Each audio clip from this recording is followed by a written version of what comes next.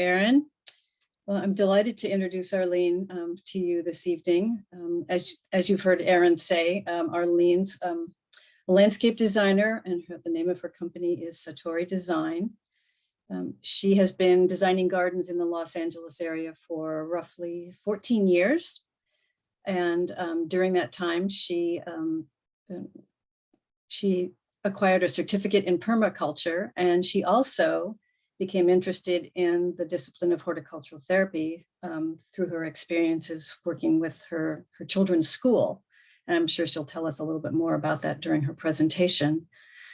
And as a result of that, she went back to school and achieved her I'm not sure if it's a degree or a certificate. She'll also tell us this about becoming a registered horticultural therapist. And that is the topic of her presentation tonight. So we will all learn more about what the discipline of horticultural therapy is from Arleen. So take it away, Arleen.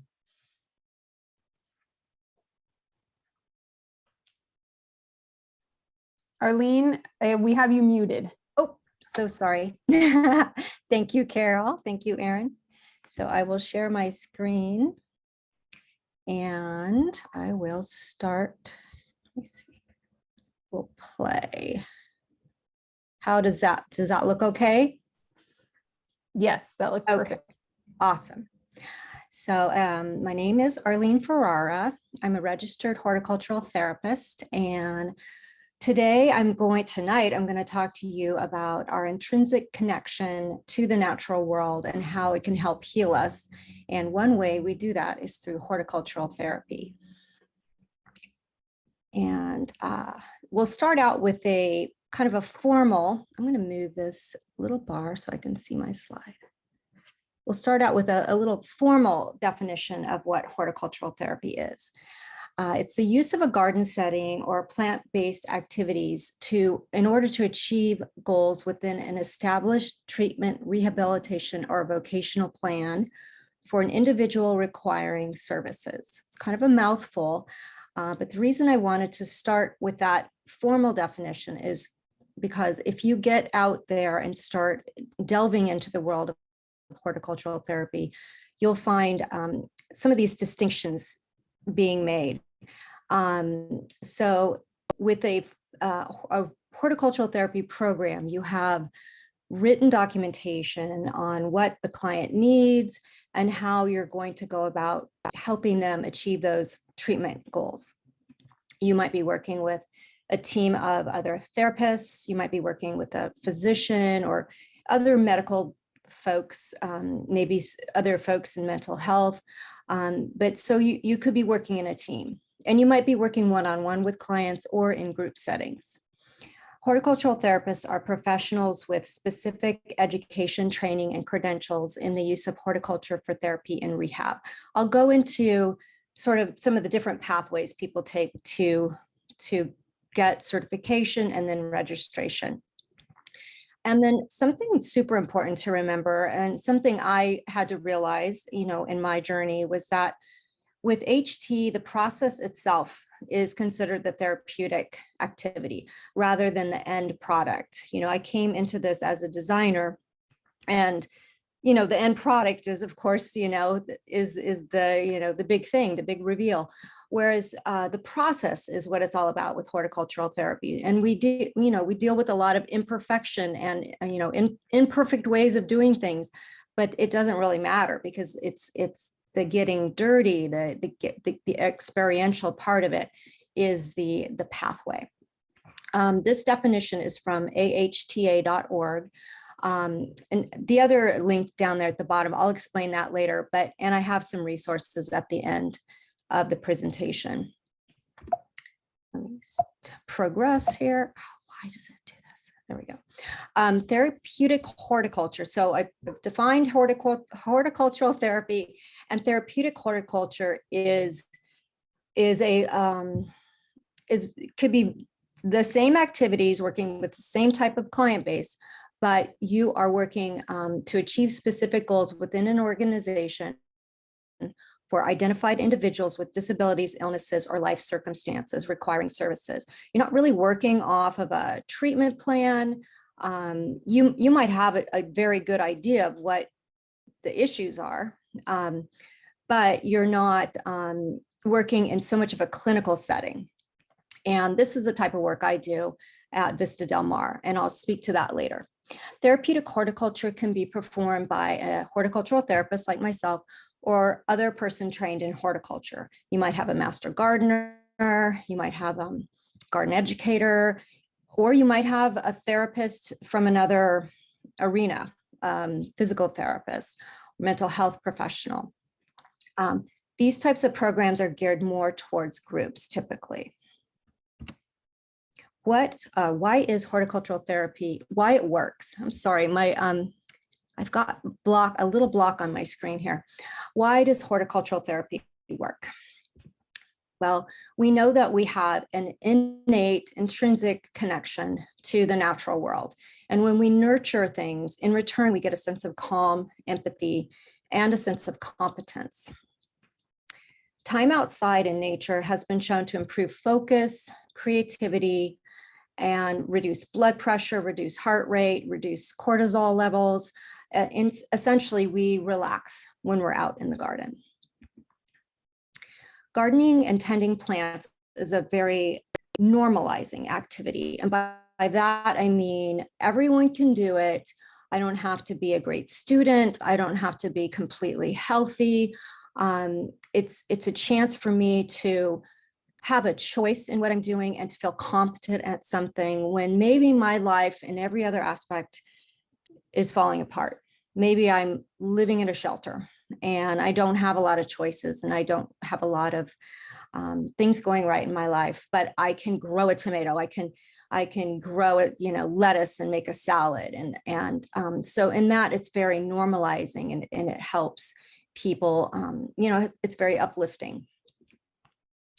Gardening can allow someone to connect with something bigger. Sometimes when we're struggling with something, all we're doing is just, ruminating about what's going on in our lives. And when we connect with the natural world, we get that sense of awe and that sense of, wow, there's more out there. There's more to discover. And there's, it's just that feeling of connection with the universe or with a universal energy, whatever you want to call it. It allows people to connect with something bigger and put them in touch with natural rhythms, as well as maybe get connected with their own community. Choice and variety. This is my favorite. When you work out in a garden setting or when you work in HT, there's so many fun things that you can do with that. So many amazing plants. I know I'm speaking to the plant world here, all these people who love plants. So you guys know there's so many great plants and there's so many things you can do with plants. You can tap into culinary things, you can tap into crafting and artistic things. It's really endless. And I got 2 ideas already. I'm gonna make a cake with geranium leaves around it, and I'm going to grow that amaranthus too. So I want to give you a brief history of horticultural therapy. We started to see it in the late 1700s and 1800s in the US and England and Spain. We see in the history books, there is a physician by the name of Benjamin Rush, who was actually a signer of the Declaration of Independence and considered like the father of American psychiatry. He's super prominent. And he noticed the curative effects of horticultural therapy and how when the patients would go out and work in the fields, and there's my cat, go out and work in the fields, they would, be more uplifted. They would have, their mood would improve. So he began spreading the word throughout the US and into Europe. In 1817, we see the first private psychiatric hospital that is built specifically with like a park-like setting where people could walk in the woods and really have that super great in touch with nature experience.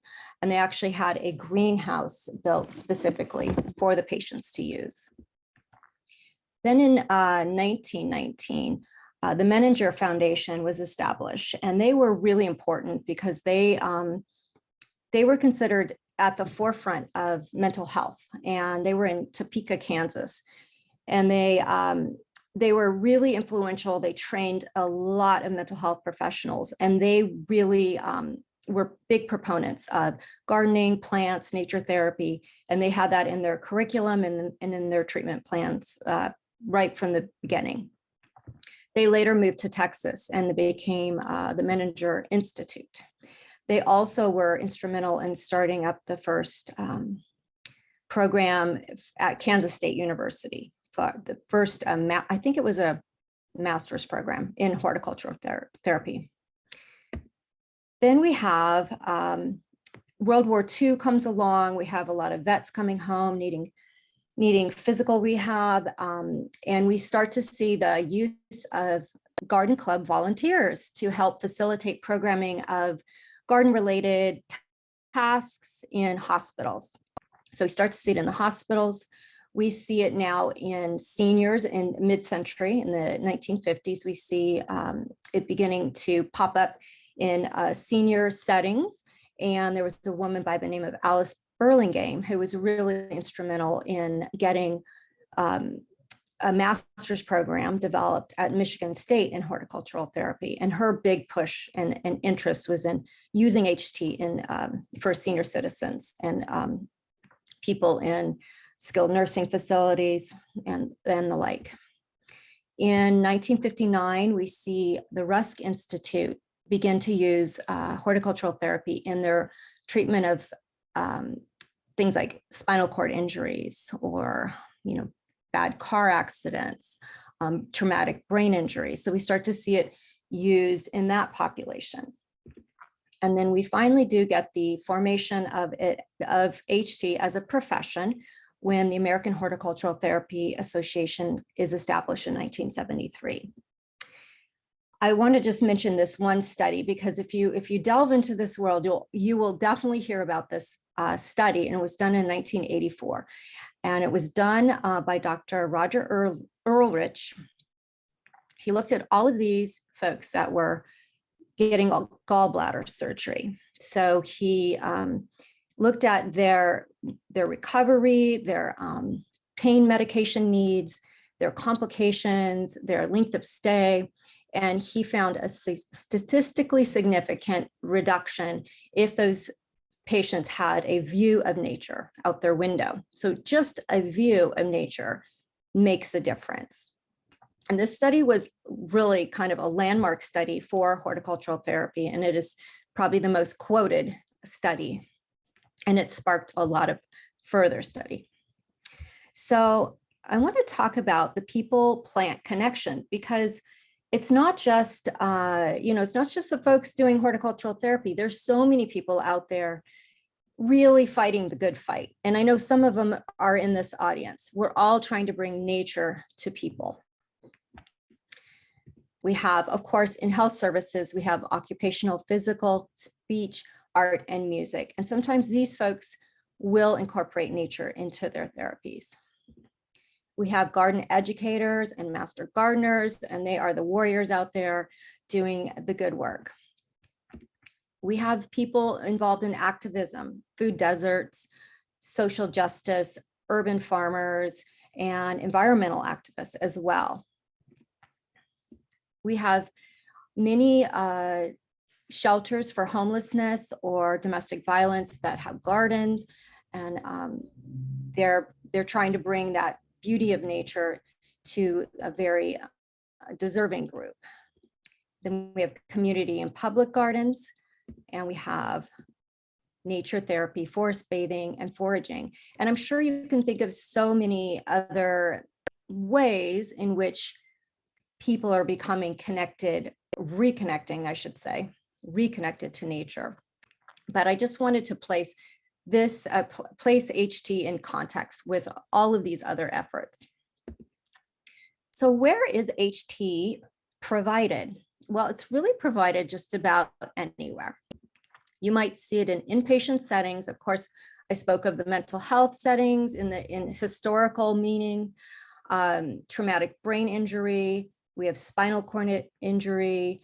I've even seen up in Oregon, there's a fabulous healthcare system called Legacy, where they have a garden for the laboring mothers. So they bring the mothers out in their beds while they're in labor, and they get to be in a garden setting while they're going through labor. I've seen it also in the same Legacy healthcare system where they have it at it's a special hospital for children that have been burned. And so they have their own garden. It's very shady, it's very cool.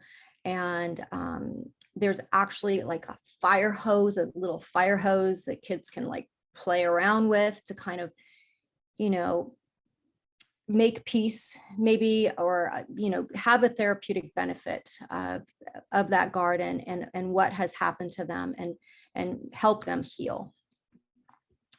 We see HT in senior and memory care facilities, of course. These photos are from groups I used to work with. Substance abuse rehabilitation, mental health clinics, shelters for domestic violence and people experiencing homelessness, schools for special needs, prisons, jails, juvenile detention, and vocational workability programs. So those are the types of programs where maybe clients with developmental disabilities might learn a skill that is horticulturally related and have that training and sort of protection while they're learning that skill, and then they can go out and utilize it, you know, out in the world and be, you know, contributing to society and earning money. Okay, I think I have one more and I can't see. I can't remember it. Anyway, you see it, you can read it. Who provides HT? Often people trained in mental health or social work, or people with horticultural training, such as myself, like designers, master gardeners, and garden educators. So it's interesting, you have these two sort of groups, typically, people from one field and people from another, and we all come together, and that's what's great. At the site I work at, I have an intern who's actually working at the same site as me, and her background is in behavioral health, and my background is design. So we make a great team. You know, we're covering our bases. So educational requirements for this, they're basically, you need to take the coursework for horticultural therapy. And it is, if I remember correctly, I want to say it's 5 courses. Once you've taken that, you also have to take classes in psychology, and then also horticulture classes. So propagation, pests and diseases, trying to think of some others. It's been a while, but you have to take sort of classes that you know, that would make you a little bit more well-rounded and able to do this work. And then if you want to become registered, you need to do a 480-hour internship under supervision, and then complete 2 different projects, a small project and a large project. And then you submit for registration. Now, you don't have to get registered. You can just get a certificate, and that's fine. Many people do that. I chose to get registered because I was going to be working in that field anyway, so I figured I might as well just go for it. And I do feel like it's an added legitimacy, and it was a good thing to do. The field is ever evolving, and AHTA is our national mother organization. They are actually currently reviewing the whole process of registration. And I'm on a task force where we're looking at task analysis and coming up with sort of a structure of things so that they can build a test from that, so that people can take a test, you know, after they've taken the coursework, they can take a test and given a registration. I don't know the whole process it will be, but they're working on it. And there's programs at community colleges. There's an extension program at Colorado State, which is where I took my coursework. And there's master programs. And you can find all of that on the ahta.org website. I'll have some resources at the end. I do want to chat quickly about our California Horticultural Therapy Network. This is a group of wonderful HTs out there in California. And we, over the last, I'd say 2.5, 3 years, pre-pandemic, we were meeting in person, and then we went online, of course. But we formed a network because, we wanted to support each other. And we run these quarterly meetings where we have a speaker and we learn a new skill, or, we just share, and it's just wonderful. So this is a Facebook group, and anyone interested in horticultural therapy or working in it, or, maybe you're taking a class in it, you're free to join this group. It's not a membership based. There's no payment necessary. It's just a group for support. And now I think I will take a pause and see if there's any questions on what I talked about so far. Erin, did we have any questions? We don't have any questions so far. Okay. But if anyone wants to jump on and ask a question, please feel free to. Okay. It's pretty straightforward. Maybe they'll have questions later. All right. So since I've mentioned our California group, I do want to highlight some of the programs that are run by some of our California CHTN members. The first one is done at an inpatient eating disorder setting, and it's run by Beth Hart. She's a registered horticultural therapist and just a lovely, lovely person. She's also getting her master's in psychology. So she's working with people that are really struggling, often with multiple issues. There's usually a lot of anxiety, sleep issues, sleep disorders, maybe borderline personality disorders. So she is doing a lot of symptom alleviation with like aromatherapy, just working in the garden in a real mindful way so people can get that deep relaxation. The idea of nourishment and self-nurturing is a big theme for her work with her clients. And on the bottom right, you see they've made some salves, and I don't know if that's a lip balm or like a salve for the skin, but the idea of nourishing, taking care of plants, taking care of the garden, but also nourishing and taking care of yourself. That's a big theme, as well as trying to really achieve that positive relationship with food. That's another big goal that she has when working with her clients. And the idea of beauty and imperfections, and the idea of self-criticisms and comparisons, and how do we make something and feel okay about it, even if we feel it's not perfect? And how do we accept, nature isn't perfect. I mean, it is perfect, but it's not always visually perfect. And, that acceptance within ourselves of, what does it mean to accept those imperfections? Arleen, we do have a few questions that came in. Oh, great. The first one is from Carol. What's involved in the registration process? So once you've done all of the coursework, then you, if you want to become registered, and this is how it stands right now, once you've done all the coursework, you then need to do the 480 hours of field work, work in the field with, at one or two places where you're doing horticultural therapy. And that has to be supervised. It doesn't have to be like directly supervised, but you have to have someone in your life that is checking in with you, and they have to be a registered horticultural therapist. So that has to transpire, the 480 hours. And then you have some paperwork you submit. And the paperwork is not really that big of a deal. It's more of like tracking your hours, documenting what your large project was. For me, my large project was building a really big garden. And I kind of like went overboard.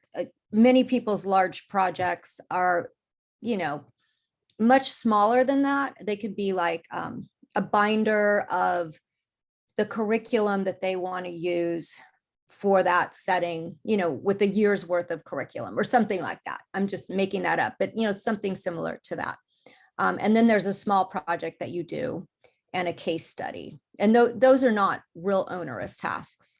And then you submit that paperwork, and then it takes, you know, it takes a little bit of time for them to get back to you. And if they're also reviewing your education, that you submit all these transcripts. So they're also making sure that you have all these other things in your educational history that is going to help you, you know, the horticultural stuff, the psychology part, the human development part. So hopefully that helps. The next question is from Melissa. Does AHTA have a code of ethics and scope of practice? And are there ICD codes of horticultural therapy? They do have a code of ethics. I don't, you know, I haven't looked at it in a long time, but they do have that. And I know that, so like if you want to be, say, reimbursed through insurance, you need some sort of code of what you're doing. You know, and I don't use these codes because that's not my world at the school. But I did a short stint at a drug and alcohol rehab center, and they did have me, you know, submit notes so that they could, you know, so that there could be reimbursement for the time that I spent with the clients in the garden. So there is a billing code. I can't tell you what it is. I don't know what it is. All right. And then we have a couple others that came. Oh, one last one. Are horticulture therapists in clinical settings who are not also licensed healthcare professionals usually contractors or employees of their facility? I would say both, leaning more towards contractors, I would imagine. The reason being, this is often not a full-time job. You know, often people work at multiple places. Maybe they work at a skilled nursing center, and they work at a, you know, a rehab, and then they work at an inpatient setting. You know, it's just usually not a situation where you're going to be, you know, on staff. You're more likely to be a contract employee. All right, and those were all of the questions that we had. Okay, great, thank you. So the next place I want to highlight is it's a Stroke and Disabilities Learning Center, it's up north in Santa Cruz, run by Trish Hildinger. She's also at HTR.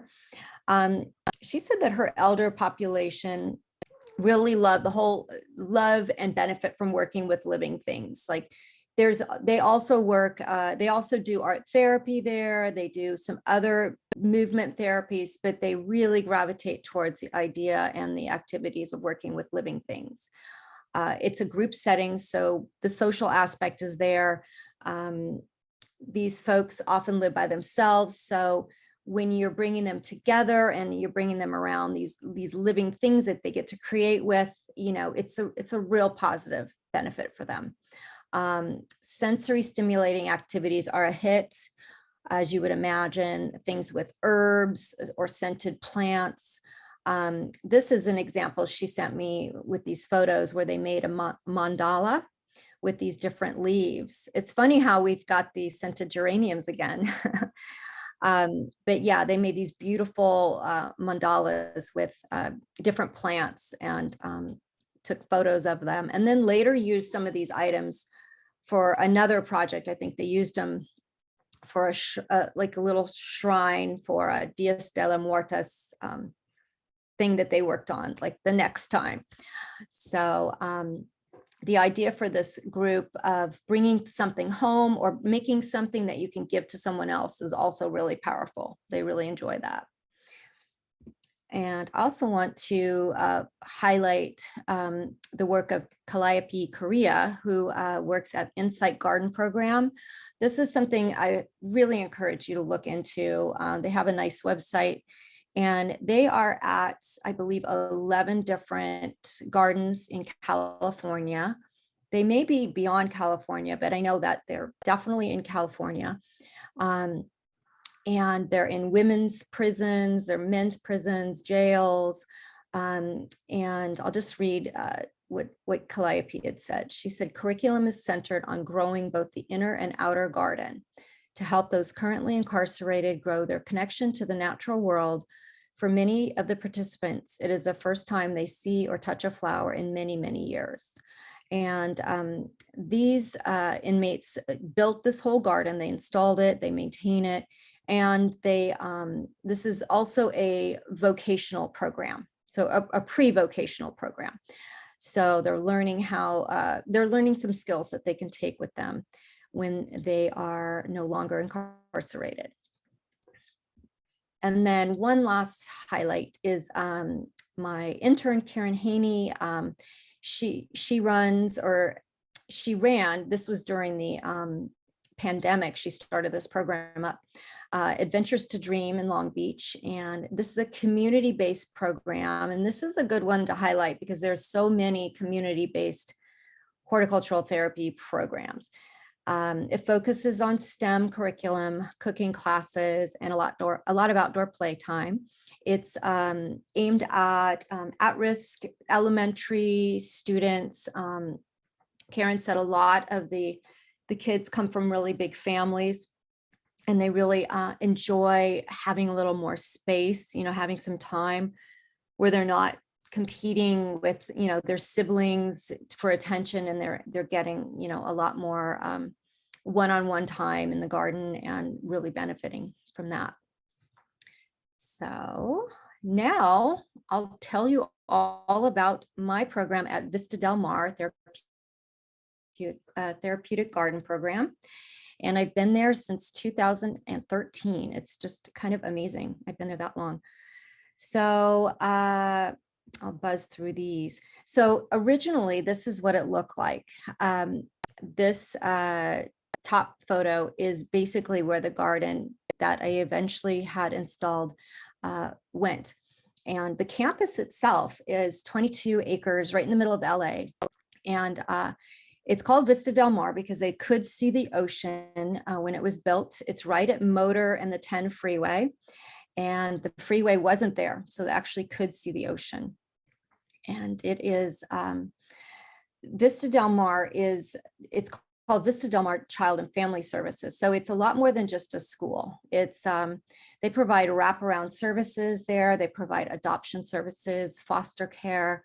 They have a locked unit level 14 for young, for kids that are basically, they would be in juvenile hall if they weren't there.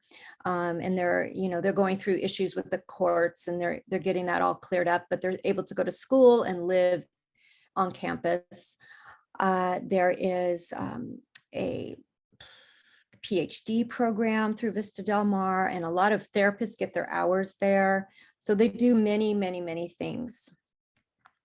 So at this garden, or this is what we had when I came, these incredibly sad beds that were surrounded by nutsedge and just filled with weeds. And that's all we did. That's all we did was weed. And I was determined to make it better for these kids. So we eventually were able to make it better with the generous donation of the Peace, Love, and Happiness Foundation. So we call it the Peace, Love, and Happiness Garden. And we have about 4,800 square feet of footprint with about 2,200 square feet of growing space. We have 15 raised beds. We have about 15 fruit trees, maybe more now. We have a beautiful entry arbor you see in that far left corner with a grapevine on it, a native berm, yay. We took out some parking lot and we did a berm on that, and we grow some beautiful natives. We have habitat plants, meandering pathways, compost, and it's really matured to a beautiful space. And it's used not just by the kids and the therapists in the garden, but by the whole staff. You know, people love it. They love to walk through it. That was a big success, and that was in 2015. And so it led us to getting another donation for another garden. And this one is 8,000 square feet. We took out all this turf. It was just so sad.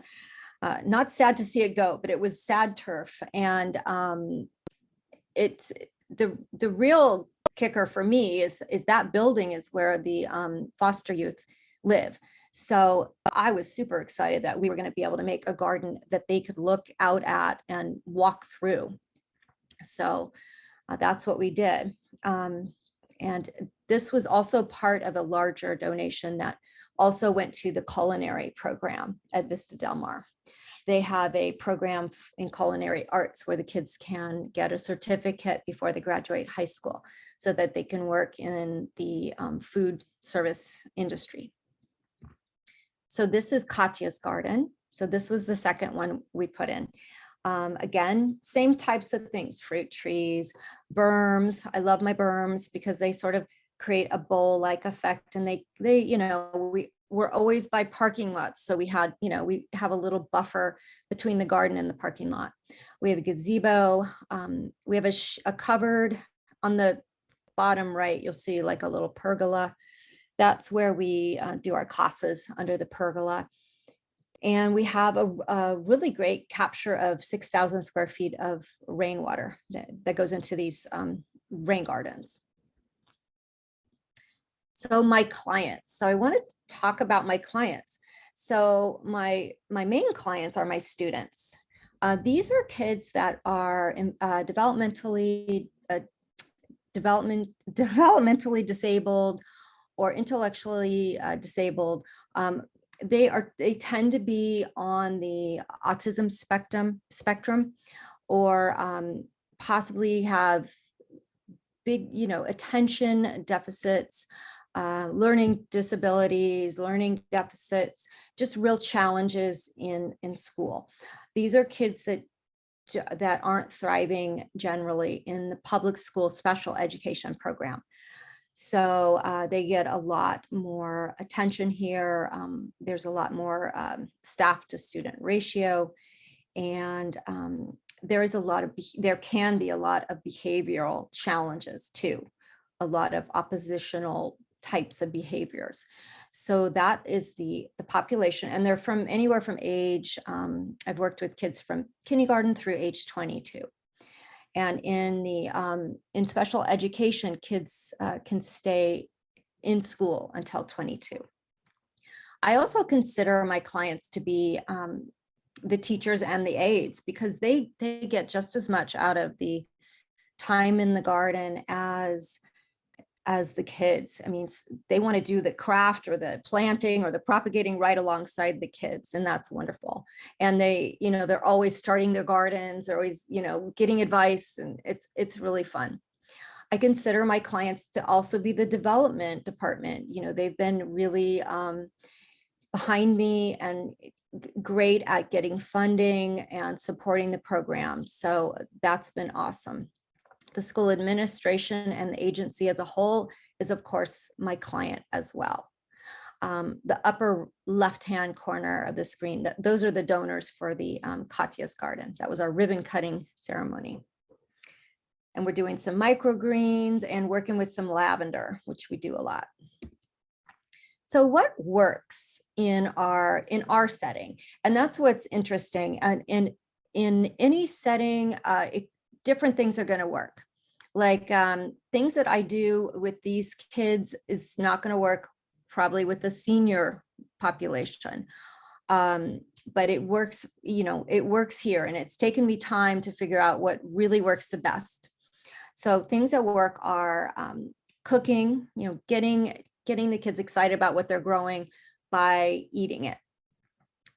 Movement, things like chopping, using the big muscles in your body, composting, lugging the wheelbarrow back and forth, worm bins, any kind of composting, vermiculture, they love that. And I have a list here. Taste tests, we do lots of taste tests of different food, and sensory to a certain extent. They love lavender, but not all sensory stuff works with this group. Some of the kids are, they don't want the sensory. They're like hyper vigilant to not get their hands dirty, to not get their hands wet. So we have to work with them slowly to get them used to that.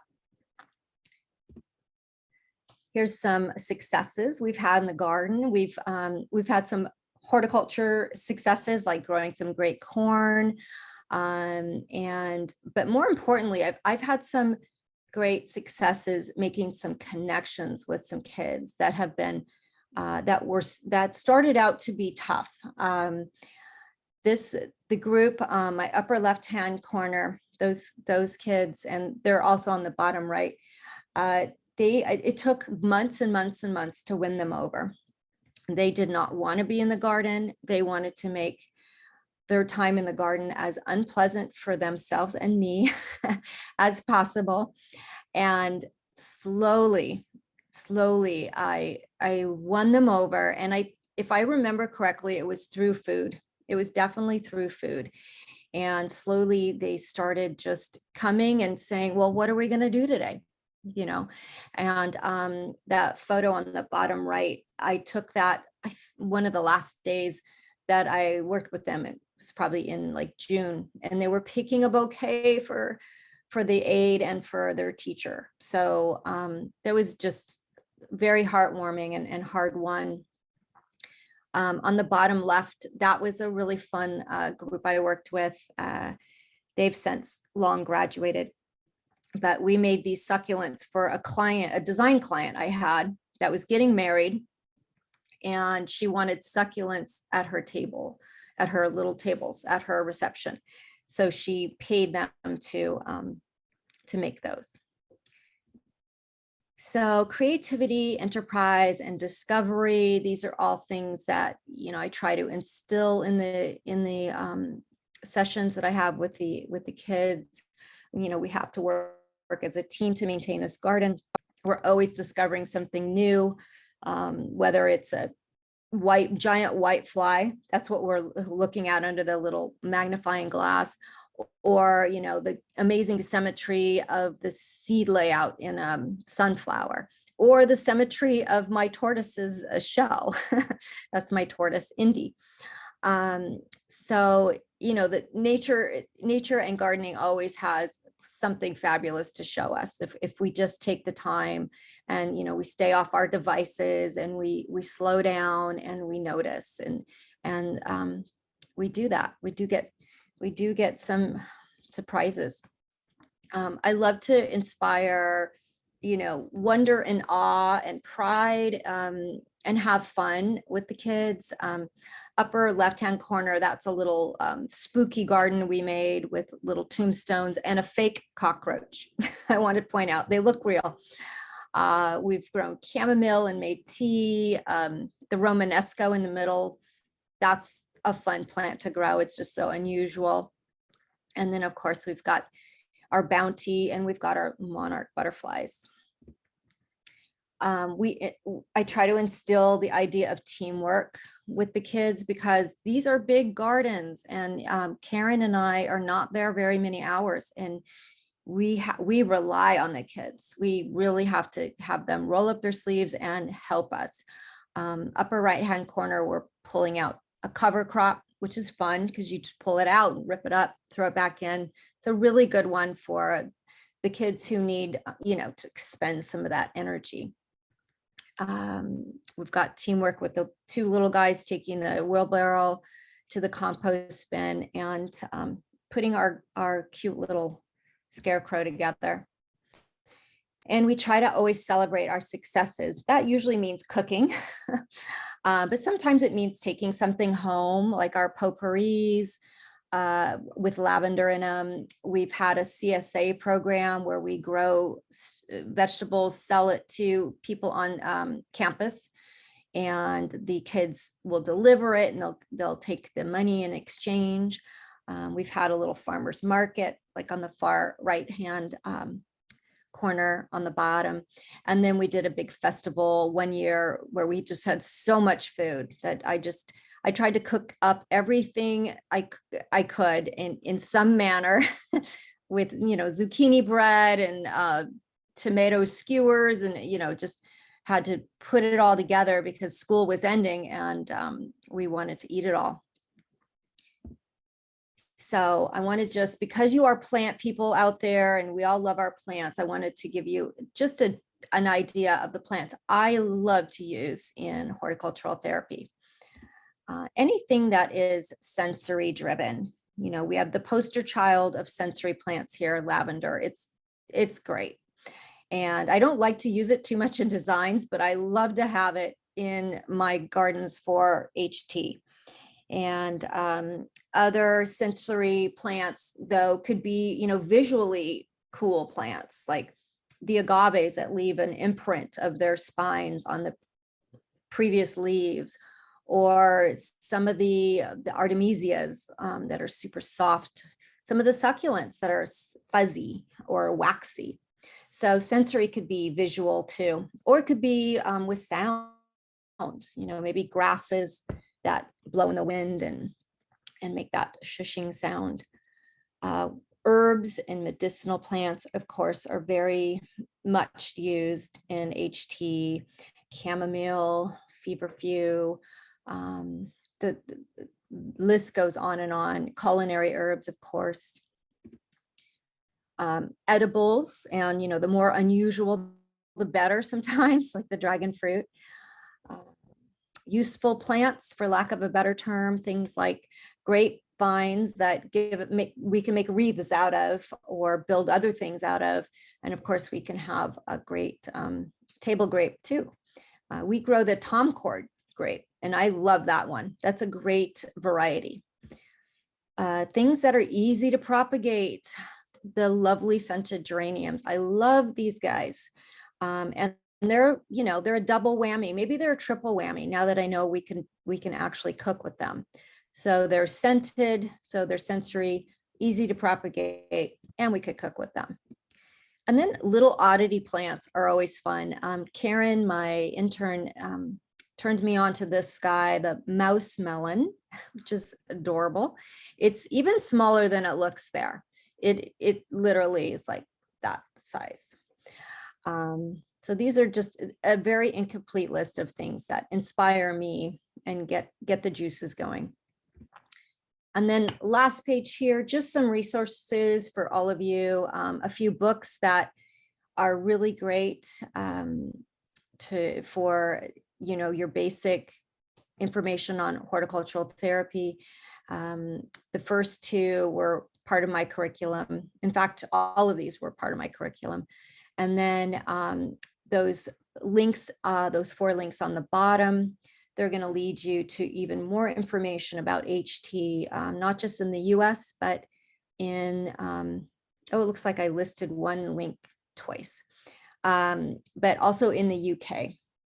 So I encourage you to look into this further, and you'll discover more. So if we have any questions. We do. We have a few questions that came in. The first one is from Dale. Are there any HT programs located in Las Vegas? I don't think so. I have not heard of any.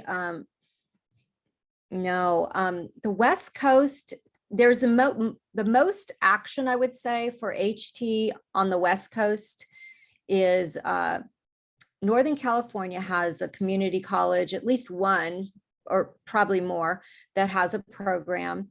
And Oregon has a fair amount. They have, actually, Oregon State has a whole, department in it.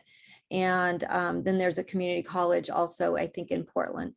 But Vegas or Nevada, I haven't heard that. What is nice is that the HTI,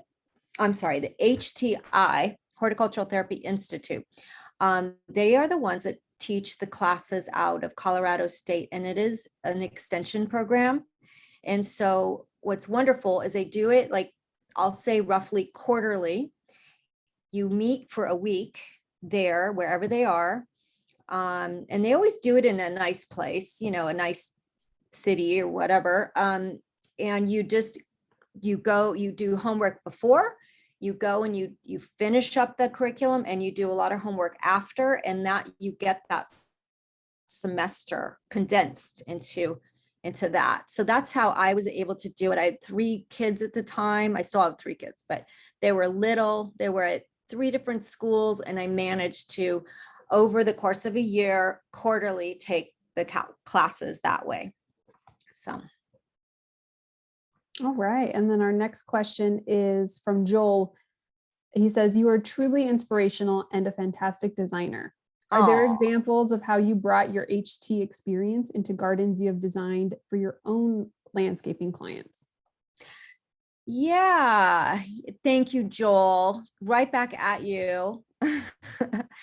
You know, I have, I think it's made me just more interested in why in my clients' relationship with their garden.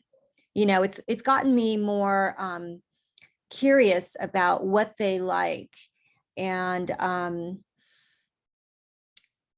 wanting to do things that may not even make so much sense design wise, but if I think that they really like it and that's going to get them out in the garden, I'll go for it.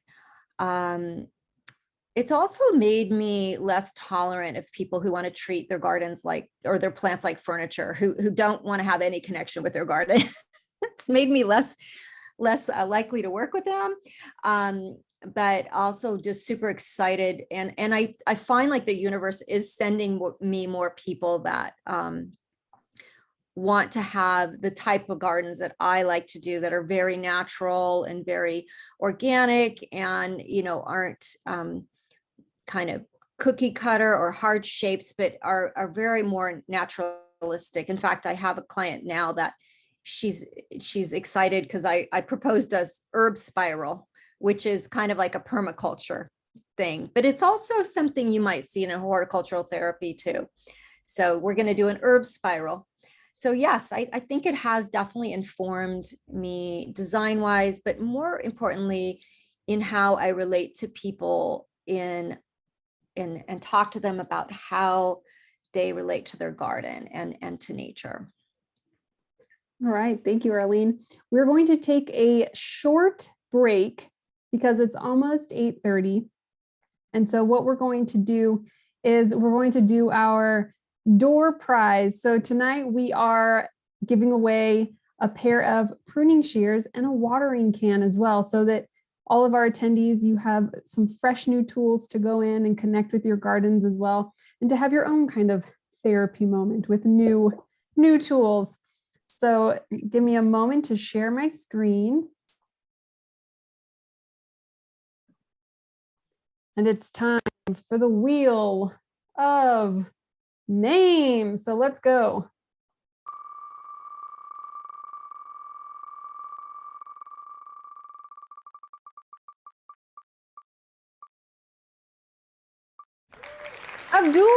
Abdul, are you here with us? If you are, please raise your hand. I see you, Abdul. All right, congratulations. Let me stop sharing this.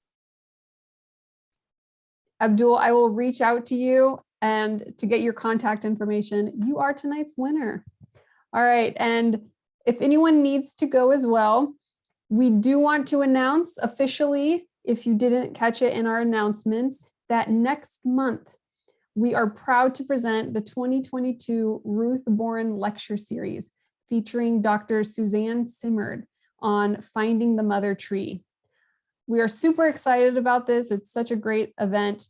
and registration is required to attend. It's free for SoCal Hort members and $5 for non-members. And just note, this webinar will not be recorded and it will not be archived on our YouTube channel. So if you want to attend, please make sure to register on our event page, which is now live. And our attendance is limited to 200 viewers. So if you do register and it turns out that you can't actually make it, please cancel your registration so that that spot can open up for someone else. And early registration for cultivator and benefactor members is now open on our website.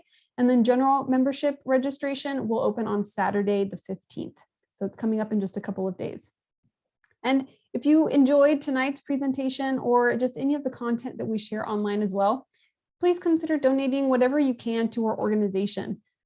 So much of our revenue comes from our in-person events, which we have not been able to have for the last couple of years.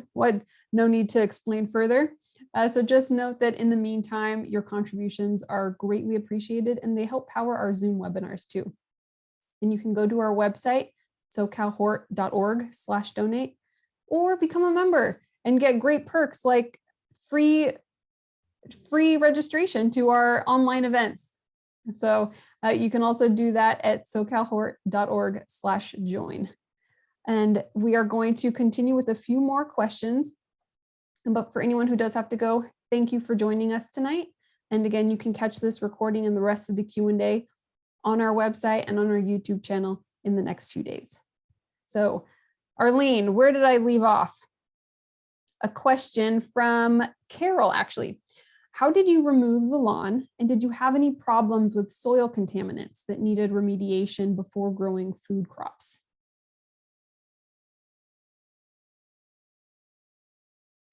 Arleen, you are muted.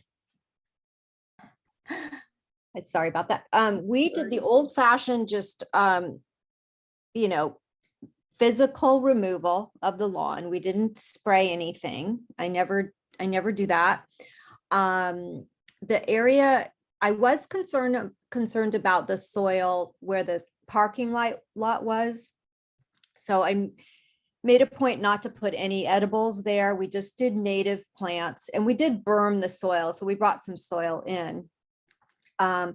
Everywhere else was in a raised, like all of our annual edibles are in raised beds with soil that we brought in. So yeah, that was how we dealt with that. All right. Our next question, actually, Melissa has a comment saying that Colorado now has the HT program fully online via Zoom. So that is great to know. Oh, great. And that I should have mentioned that. I think Oregon State may also be online, and I've heard Florida State is online.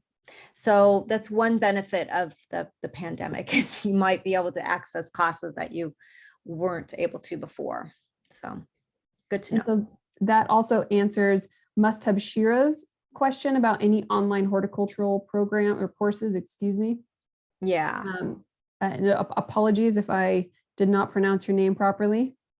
Another question from Mercedes. What route do you recommend for someone who wants to study both permaculture and HT? Well, they are two separate sort of certificate programs. I would just say look into both, look into where you're going to find both and what's going to work with your schedule, and also what, you have the most passion about. Maybe start with that one first. They're both so fun though. I loved studying both of those. And you definitely got sort of different folks in both camps. My permaculture friends were definitely different than my HT friends. So I'd say go for both. Just do your research and, find a good reputable program. Maybe get some recommendations, especially on the permaculture one. The HT ones are going to be, they're already vetted, they're already associated with a school typically. So. And now for a very ambitious question from Dale, where would be the best place for me to get more information to start a program in Las Vegas? I love this mindset, Dale. Wow, to start one. To start an educational program, or to start a Hort therapy, just doing Hort therapy. I'm wondering what's he's asking. Where is that question of his? Did he write it down? It was in the Q&A. Yeah, if you go to answered, it's at the bottom. Oh gosh, there's questions in chat and Q&A. Yeah. Okay. We're going to go back to the chat in just a minute. Well, I'm going to say he's wanting to start an HT program as a practitioner, because I think starting an educational program is like, it's way too much. Yeah, you have to be, I should have mentioned that too. You have to be very entrepreneurial in this field. Everyone who needs to go out and get those hours for registration, they have to go find a place to do it. I literally looked on Google Earth at all the schools for special needs in LA. I saw Vista Del Mar and I saw how huge it was. And I'm like, they have to want a garden. They have to, if they have so much space, how could they not?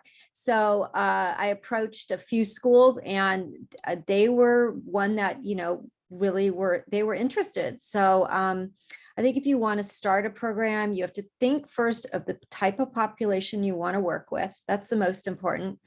And then think of the places where those people are and the organizations that you respect, and start making your connections and make a proposal.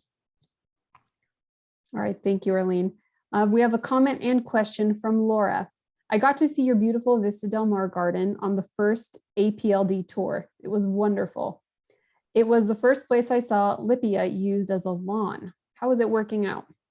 It's been awesome. That was a hard sale. I was telling the development people, they wanted to put lawn in, and I said, please let me do something low water, buffalo grass or carapia. And they drug their feet, and then we finally got it in like in December. And of course it didn't want to grow in December, sat there, and they kept asking me, is it ever gonna fill in? I'm like, yes, be patient. And it filled in really well. And it actually always looks better in the areas where it gets walked on more. So it's very foot traffic tolerant and really great. It does want to grow up into the other beds. So, it has to be trimmed. A question from Carol. How much time do you and Karen spend at Vista Del Mar each week? Yeah. Funds have shrunk, over the years, and, COVID has not been kind, in that regard in terms of funding. So we only, there's only a budget for us to be there, maybe 10, 11 hours a week. So not enough, but, we make do. I used to be there 25 hours a week. Yeah. It's really shrunk.